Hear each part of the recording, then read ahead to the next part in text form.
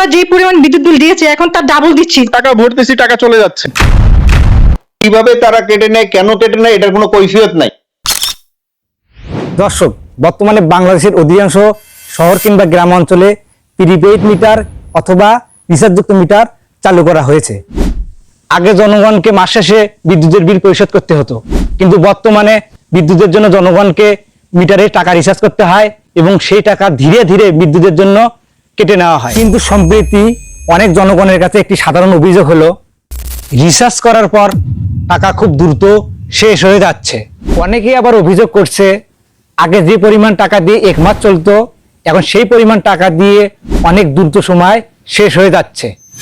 তাহলে জনগণের প্রশ্ন হলো, এই অতিরিক্ত টাকা কোথায় যাচ্ছে?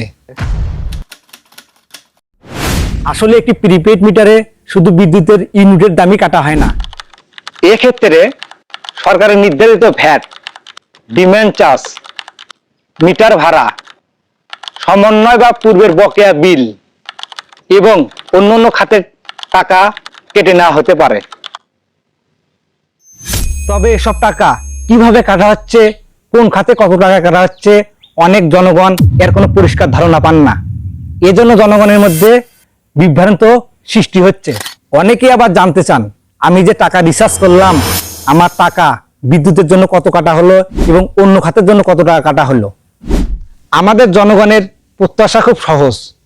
সরকারের উচিত, বিশেষ করে বিদ্যুৎ বিভাগের উচিত, প্রতিটি রিচার্জের পর কত টাকা কোন খাতে কাটা হলো এবং কত টাকার বিদ্যুৎ পাওয়া যাবে তাই স্পষ্টভাবে জানিয়ে দেওয়া।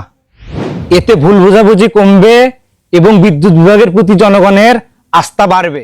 স্বচ্ছতা ও জবাবদিহিতা নিশ্চিত করা হলে সকল বিভ্রান্তির অবসান হবে। কারণ জনগণ একটা জিনিসই জানতে চায়, তাদের কষ্টের টাকার সঠিক হিসাব। দর্শক, আজ এখানেই শেষ করছি। তবে আপনাদের যদি কোনো মতামত থাকে তাহলে আমাদেরকে কমেন্ট করুন। ভালো থাকবেন, সুন্দর থাকবেন।